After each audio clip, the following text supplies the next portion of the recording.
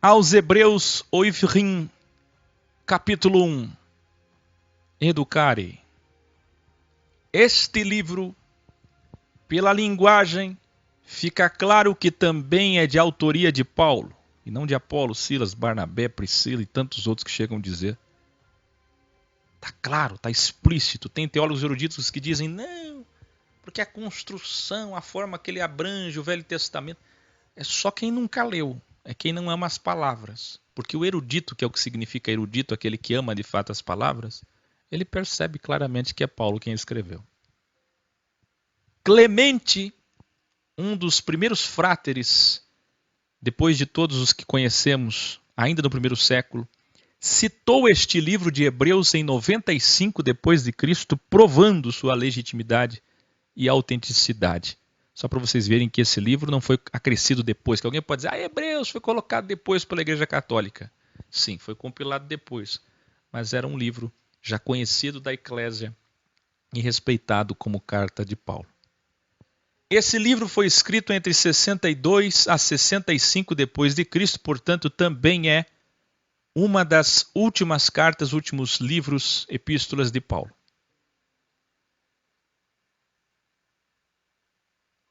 É o livro das duas Bíblias. Você pode escrever aí? Escreva assim. Escreva assim, ó. Aos Hebreus, Ivrim, é o livro da dualidade bíblica. É lindo isso. Aos Hebreus, olha para quem que é. É para os judeus, israelitas, hebreus de Hebron, israelitas de Israel, judeus da Judéia, da tribo de Judá. É o livro das duas Bíblias, a dualidade bíblica. Sempre aquela frase que eu uso há 7 anos, o que era e o que é. O sacerdócio levítico e o sacerdócio de Melquisedeque. As diferenças entre a primeira e a segunda Bíblia. O autor prova aos hebreus, Ivrim ou Yahudim, que toda a Bíblia aponta para Yahshua. Embora o Códex Vaticano exiba Hebreus após 2 Tessalonicenses, antes ele vinha logo após aos Gálatas. Poucas pessoas sabiam, mas os originais não têm pontuação, nem capítulo, nem versículo. Por isso nós estamos parcialmente resgatando isso, não dá para resgatar totalmente, senão as pessoas se perdem. E poucas pessoas sabem também que quando começou o trabalho de divisão de capítulos e versículos, esse Códex do Vaticano, por exemplo, ele emendava todas as cartas. Então você chegava em Hebreus, era o capítulo 56, 59. Então juntavam todas as cartas e ficava lá 80, 90 capítulos, entende? Não era como é hoje. Muitas coisas mudaram na Bíblia por causa dos massoretas, ou massoréticos, como já revelamos em graus anteriores. Preste atenção. Os massoréticos, termo em hebraico, para aqueles escribas judeus que eram responsáveis por manter sagradas e intactas as palavras do Velho Testamento, se preocupando, o Tanar, que é anagrama de lei, profetas e poéticos, poesias, com as traduções cristãs. Presta atenção nisso aqui, senão você não vai entender. Os massoretas, esses escribas judeus, a preocupação deles era a seguinte: se preocupar com as traduções cristãs. Como surgiu o cristianismo e ninguém conseguiu parar o cristianismo, eles estavam preocupados com o interesse dos cristãos em fazer bíblias para eles. Rolos, que até então eram rolos antes do papel. A preocupação dos judeus era que os cristãos amassem mais o Velho Testamento que eles. Porque enquanto os judeus estavam praticamente cuidando do Velho Testamento assim de uma forma tão secreta, discreta,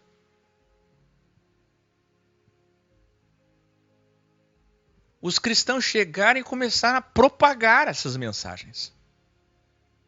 Então os judeus ficaram desesperados. Imagina eles que guardaram aquilo por 1.500 anos. E se for contar Abraão por 2.000 anos. De repente chegam os cristãos usando os livros deles. E o medo deles é que a história se perdesse, se pervertesse. Você já pensou você guardar alguma coisa por 1.500 anos, 2.000 anos, de repente chegam os cristãos e mudam tudo? Você não sabe o que os judeus fizeram? Eles começaram a responsabilizar escribas, pagando esses escribas, para que esses escribas fossem responsáveis por um lobby de preservação das escrituras, para que o judaísmo não fosse afetado. Prestem atenção. Prestem atenção. Eles trabalharam muito do século 6 até o século 10, do ano 500 até o ano 1000 depois de Cristo. Messorá vem do hebraico tradição, igual Talmud, porque eram rabinos ou escribas que preservavam os dogmas e a tradição judaica. Daí o porquê de termos o cristianismo como reforma do judaísmo, pois as Bíblias protestantes e católicas usaram as Bíblias massoréticas como fontes para suas traduções. Então vamos lá, vou explicar de novo. Isso aqui é muito importante. Se você não conseguiu guardar porque é muita informação, guarde pelo menos isso aqui, ó. Escreva aí. A Bíblia massorética, pode escrever aí, foi a fonte, a origem das traduções protestantes e católicas. Sabe o que isso significa?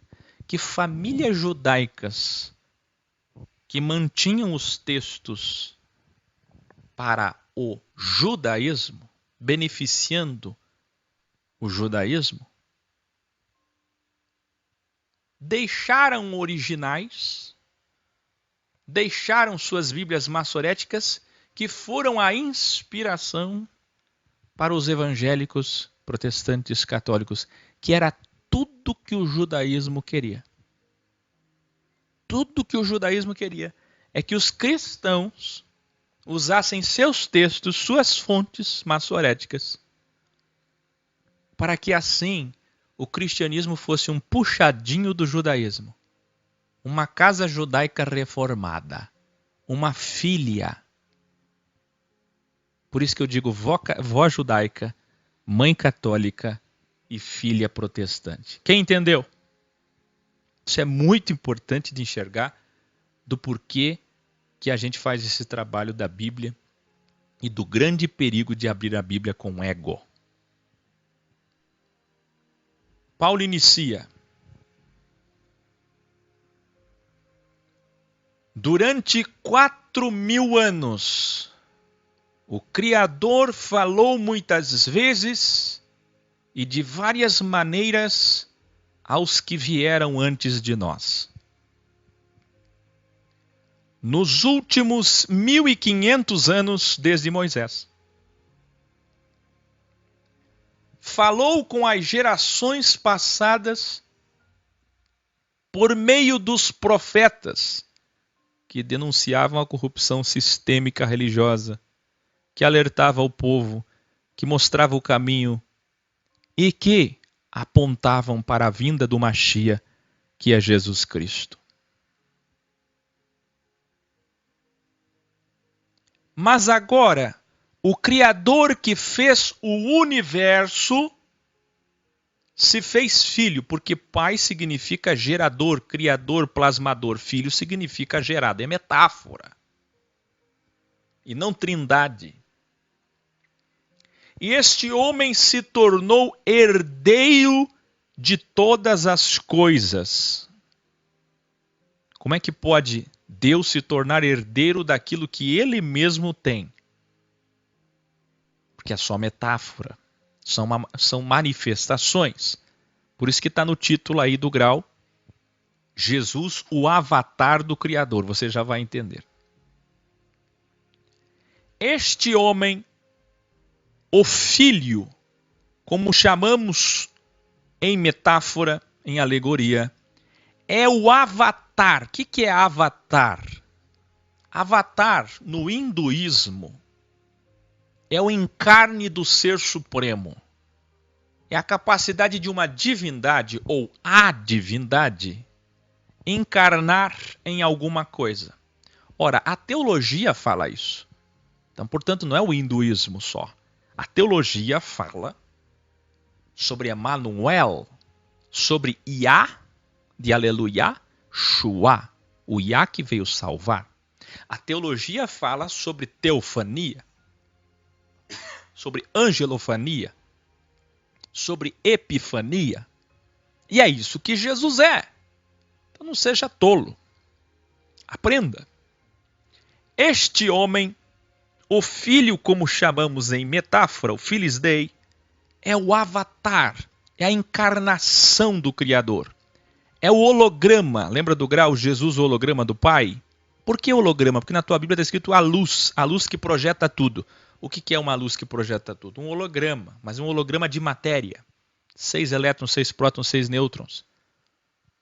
Você lembra? Isso é quântica. A imagem, o espelho, todos sinônimos dessa raiz. A luz da glória, ou a luz do poder do Criador. Escuta bem. E a expressão exata do seu ser, ou da sua pessoa, da sua ontologia, de quem ele é. A luz que projeta todas as matérias existentes. A sofia, o verbo, por isso filosofia, a sabedoria que sustenta todo o cosmos, micro e macrocosmos, que morreu por nós ao encarnar como filho, purificou nossos pecados, usando a metáfora do Velho Testamento, e agora como destra, isto é, como direita, porque Jesus é a mão direita do Criador e o anticristo será a esquerda, na dimensão imaterial, isto é, nos céus. É superior aos anjos, está assim na tua Bíblia. Porque anjos, que são as suas emanações. Ora, quem nunca estudou Gênesis 1:1, Gênesis 6, Gênesis 3, Gênesis 8, Gênesis 10, Gênesis 11, não vai saber o que é isso. Mas quem estudou todos os graus já sabe o que é isso. Dimensão imaterial é céus. Ele se tornou superior. Por quê? Porque ele desceu e encarnou em um homem, venceu o terceiro poder, venceu o seu ego, venceu o mundo material e subiu exaltado para ser o primeiro a ser ressuscitado, para ser o primeiro, o segundo Adão e o primeiro dos homens a restaurar a imortalidade com ressurreição. O que é isso? Nós tivemos 4.000 anos de manifestações angelicais. A virtude de guerreiro Miguel, a virtude de mensageiro Gabriel, a virtude de curandeiro Rafael, tá entendendo? Anjos. Uma manifestação. Deus desceu como um anjo, destruiu 185.000 numa noite, soldados de Senaqueribe. Deus enviava um espírito, um anjo, espírito e anjo é a mesma coisa, para perturbar Saul, crivá-lo. Um espírito Deus enviava para perturbar reis poderosos, para tornar um homem animal como Nabucodonosor. Enviava anjos, seus espíritos, para fechar a boca dos leões, Daniel. O que eu estou dizendo é que essas manifestações, como aqueles 2 que foram para Ló, e o terceiro delta anjo que ficou na casa de Abraão, diante do qual Abraão se dobrou. Então é um anjo? Não. E aquele anjo que apareceu no sepulcro quando Jesus ressuscitou, que estava do lado de dentro, daqui a pouco, quando Maria foi sair, estava do lado de fora, e era o próprio Jesus. Quem lembra desse grau da ressurreição? Então, anjo, espírito, sefirot, emanação, virtude, é tudo a mesma coisa. Mas você tem que assistir, 72 energias do bem e do mal, 72 emanações, 72 nomes de Deus, 72. Por isso que ele escolheu 72 discípulos para serem 72 homens, no qual ele iria encarnar por seus espíritos, com seus espíritos, para distribuir a verdade ao mundo.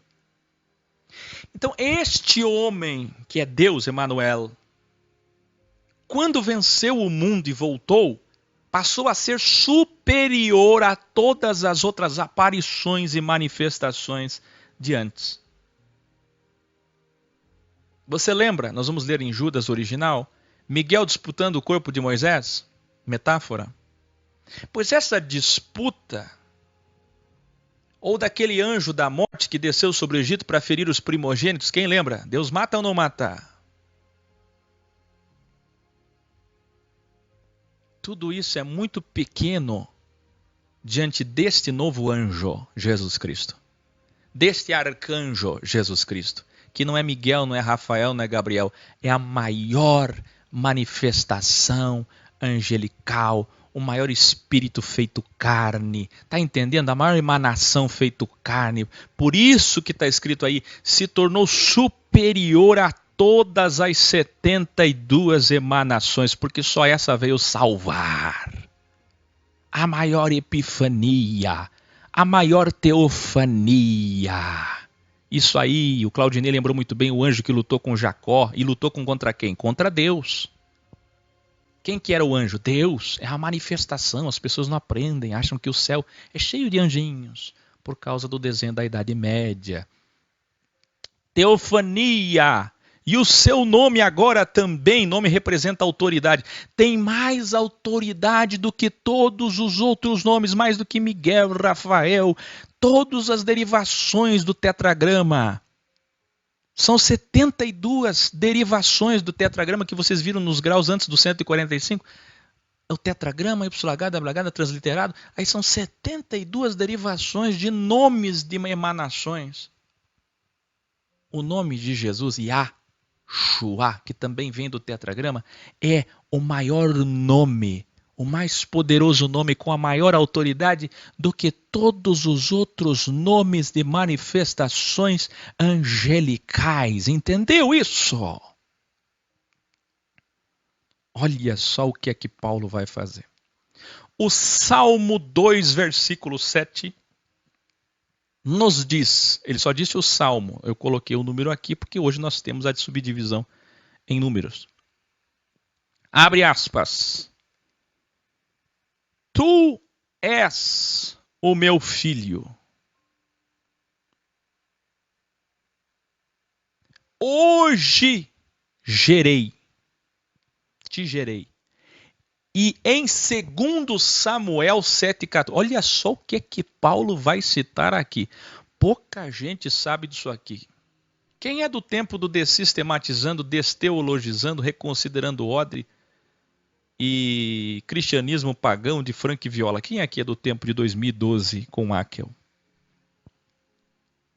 Quem lembra dos nossos textos sobre templocentrismo usando Samuel 7 para mostrar que a promessa não diz respeito a Salomão que se colocou no lugar do descendente? Até hoje eles acham que é Salomão por causa do templo de Salomão. Vem aí o terceiro templo por causa desse erro. Toda a maçonaria pensa assim, embora muitos maçons sejam mais evoluídos que isso, mas a maior parte é templocêntrica, material, não enxerga que esse texto está falando de Jesus Cristo, do reino que será eterno. E pouca gente sabe que Hebreus, Ivrim, capítulo 1, está falando do Salmo 2, 7 e de 2 Samuel 7, 14. Olha o que está dizendo aqui, ó. Salmo 2, 7. Tu és o meu filho, hoje te gerei, te plasmei, te formei, te criei. E aí vem toda a discussão se Jesus foi criado. É óbvio que Jesus não foi criado. Um ser onisciente, onipotente, onipresente, ele para ser Deus tem que ser eterno, atemporal, sempre existiu. Ele apenas existia, como diz Yohanan 1:1, e encarnou em um homem. Encarnou em um homem. Encarnou em um homem. Por isso gerei. É poético. Aí quem não entende texto poético tem denominação por aí. Tem denominação por aí que acredita que Jesus foi criado. Tem religião por aí que acredita que Jesus foi criado. Olha a situação, que Jesus é menor do que Jeová. É lamentável. 2 Samuel 7,14, preste atenção, nos diz, abre aspas, eu serei seu criador, isto é, seu pai, seu gerador, seu plasmador, e este homem será o meu filho, que não é Salomão. Aí ele diz assim, essa passagem nunca falou a Salomão ou ao seu templo, vocês que defendem o templo, também não falou a nenhum dos anjos. Sabe o que Paulo está fazendo aqui? O que Frank Viola fez no livro dele, o que Haeckel fez no Desistematizando e Desteologizando, o livro que eu escrevi, o primeiro livro que eu escrevi. Que diz o que nesse livro? Isso aqui, ó, a explicação que Paulo está dando aqui em Ivrim, Hebreus capítulo 1, Samuel, 2 Samuel 7,14. Ele está dizendo o seguinte, essa citação aqui não diz respeito aos anjos. Essa citação aqui não diz respeito a Salomão. Essa citação aqui diz respeito à salvação, ao maior de todos os anjos, ao arcanjo principal, Jesus Cristo.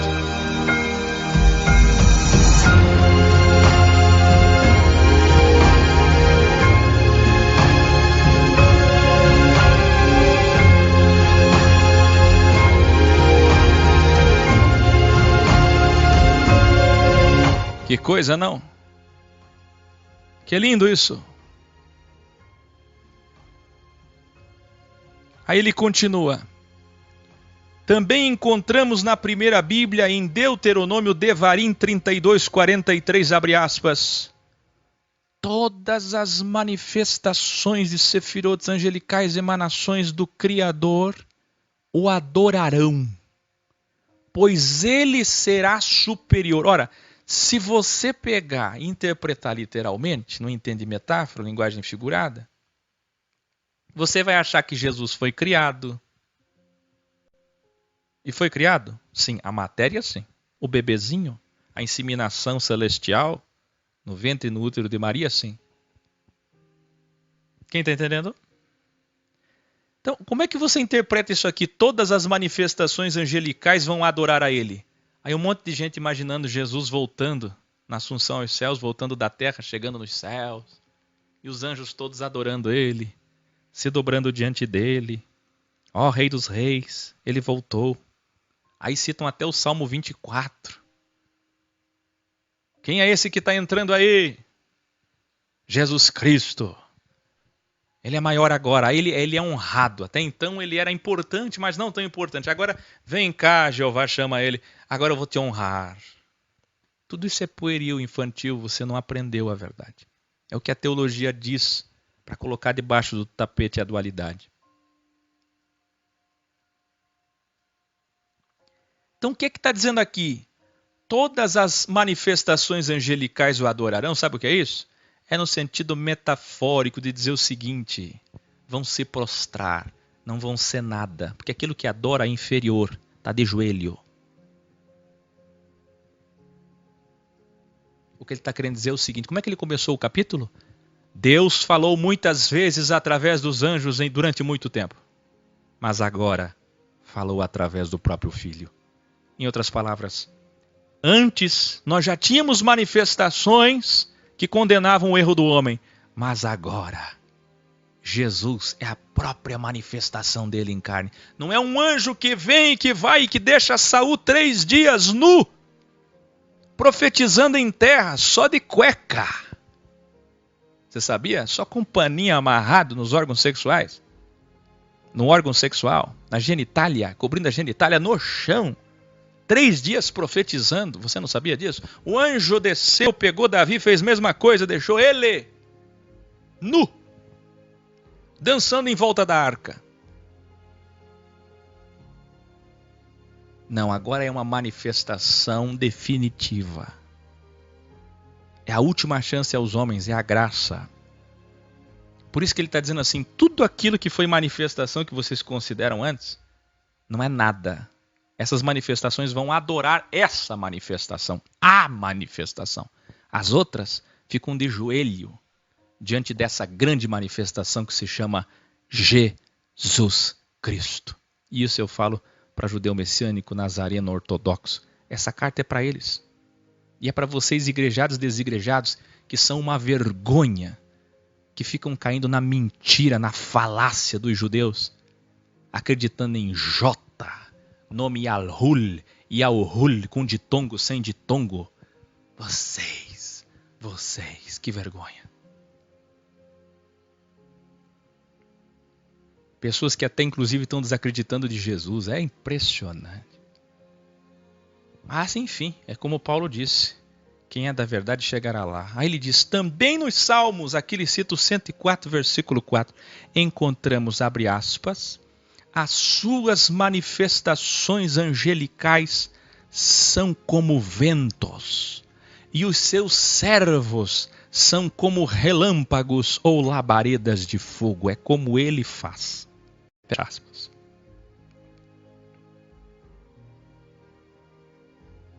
Entenderam isso? Perfeito. Luan Campagnoli. É o que a gente tem falado sobre a sexta de Deus que vem agora. Perfeito. Perfeito.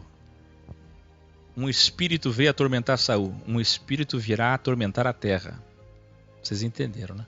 As suas manifestações angelicais são como ventos e os seus servos são como relâmpagos. É assim que ele faz. Sabe por que Paulo está citando isso? Porque os fariseus bíblias davam muito valor para anjo. É anjo aqui, anjo lá, anjo, anjo, anjo, anjo. O Velho Testamento é tudo anjo. Aí você falava de Jesus, que Jesus é o Messias. Não, isso aqui é para os anjos. Quem está entendendo? Aí ele está citando e dizendo o seguinte, esse texto aqui do Salmo 104, versículo 4, é o que de fato são os anjos. Sabe o que os anjos são? Apenas manifestações como vento. O que é vento? Jesus, inclusive, quando estava em carne, disse assim, que o Espírito age como um vento, para cá, para lá, para cá, para lá. Assopra para cá, assopra para lá. É como Deus faz, é como Deus usa, é como Deus quer. Em outras palavras, o Criador se manifestava com anjos aqui e acolá como vento. Vinha e saía. O vento fica? Não fica. O vento vai. O vento vem e o vento vai. E os seus servos, Ezequiel, Daniel, Jeremias, Isaías, Obadias, e eles todos como relâmpagos, vêm e vão, morrem. Como labaredas de fogo, vêm e vão, como brasas, ficam um tempo brilhando e depois acaba. Entenderam? Aí ele está dizendo assim, só que o Filho, mas sobre o Criador feito Filho, a primeira Bíblia diz nos Salmos 45, do 6 ao 8, o teu trono, ó Criador, existe atemporalmente, não tem trono nenhum, gente, é metafórico. E o cetro do seu reino é de justiça. E diz mais, amas a justiça e odeias a injustiça, por isso o Criador imaterial planejou. Aí na tua Bíblia você não vai entender. Por isso o Criador imaterial planejou um Criador material se tornar homem, se fazer homem, se tornar filho, feito filho. Você será o Messias, que significa ungido, que significa Cristo do grego, com óleo de alegria, fecha aspas, e presta atenção. Aí na tua Bíblia você encontra, o meu Deus disse ao teu Deus. Deus disse a Deus. Como assim Deus disse a Deus? A Trindade vai dizer, os teólogos trinitários da Santíssima Trindade, católicos evangélicos vão dizer, olha, Deus e Deus, duas pessoas. Não!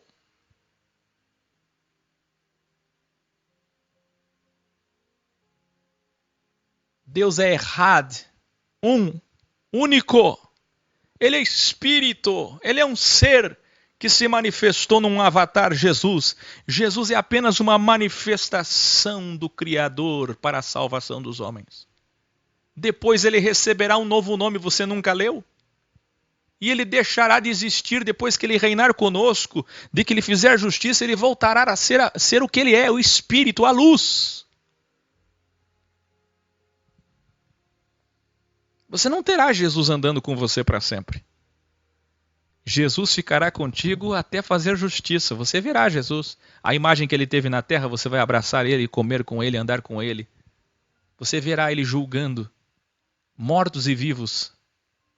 Mas depois, ele deixará de existir. como ele é hoje, esta imagem, e passará a ser o que ele sempre foi, um espírito. Porque ele já se apresentou a todos, porque o mundo já fez sentido. Tudo terá seu tempo. Então é isso que está dizendo aqui, ele ama a justiça, odeia a injustiça. Por isso que o plano original dele é o seguinte, é um espírito imaterial. Espírito já é imaterial, que se materializou, se tornou mortal, se tornou filho, e esse é o Messias, este é o ungido. O que Paulo está dizendo aqui é o seguinte, Hebreus, saibam, Jesus Cristo que vocês mataram é o Messias.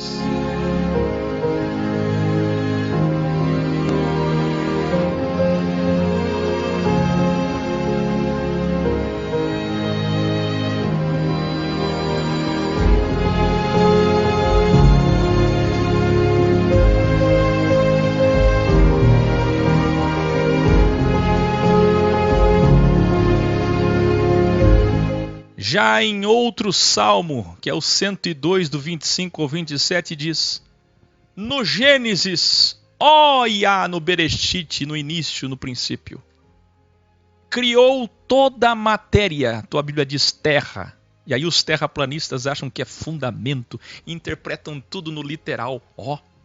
Fundamento. O que será? Por que fundamento? Fundamento. Não entendem que é metáfora.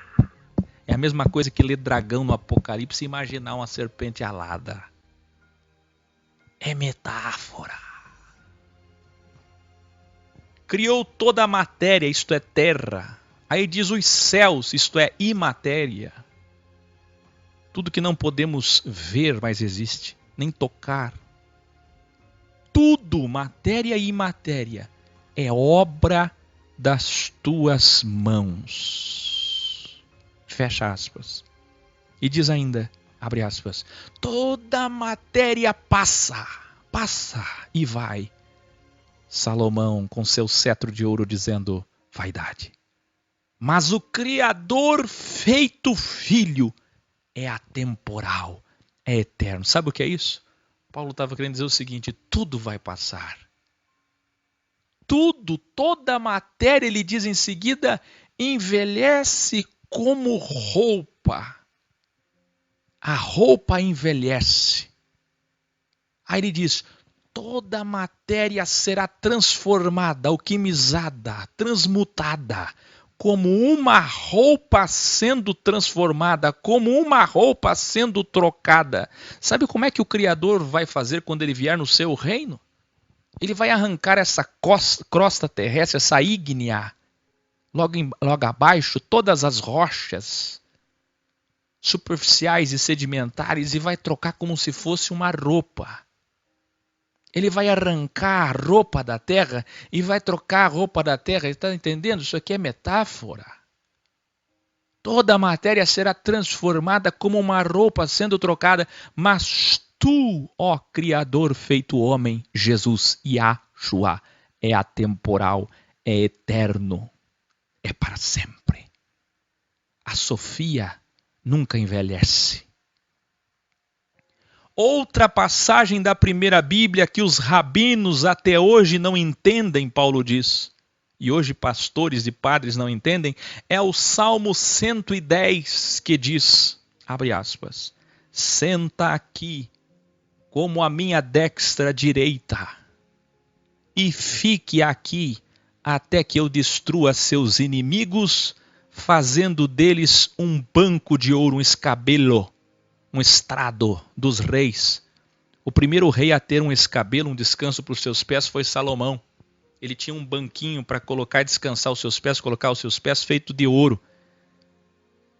Então veja, sente aqui como a minha direita, ele é a destra de Deus, e fique aqui até que eu destrua seus inimigos, aqueles que te mataram, os bíblias legalistas, o sistema religioso farisaico, fazendo deles um banco de ouro para descanso dos seus pés.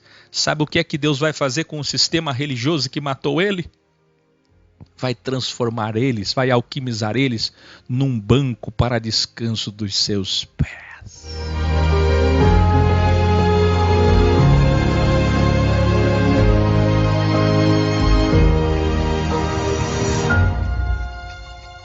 Que lindo. E ele fez isso já em 70. 500 judeus crucificados por dia. Já foi lá que ele começou o seu juízo.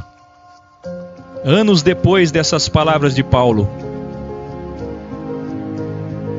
Aí Paulo diz assim: estas passagens bíblicas não são para os anjos. Essa passagem que eu acabei de citar do Salmo 110, senta aqui na minha direita até eu destruir teus inimigos, essa passagem não é para os anjos, nem para suas emanações. Como vocês sabem, os anjos são apenas espíritos do Criador, daimons do bem, daimons do mal, são suas manifestações para servir os que hão de vencer o mundo e se salvarem. É o último versículo, versículo 14, aqui encerra aos Hebreus Ivrim, capítulo 1. E antes de começar aos Hebreus, ou Ivrim, capítulo 2, entenda, ele está dizendo o seguinte: essa passagem aqui, do Salmo 110, assim como todas essas passagens, não são para os anjos. Toda a primeira Bíblia fala de Jesus, escreva aí. Toda a primeira Bíblia aponta para Jesus, aponta para a graça. Por isso que nós chamamos eles de Bíblias, por isso que nós chamamos a lei de Bíblia. Por isso que nós falamos que Jesus é maior do que a Bíblia. Por isso que nós não somos bibliólatras nem legalistas. Por isso que o amor, Jesus da graça, está acima dos dogmas. Porque Jesus é maior do que tudo. Quem tem Jesus tem tudo. Entenderam isso? Que lindo. Que lindo. Que lindo.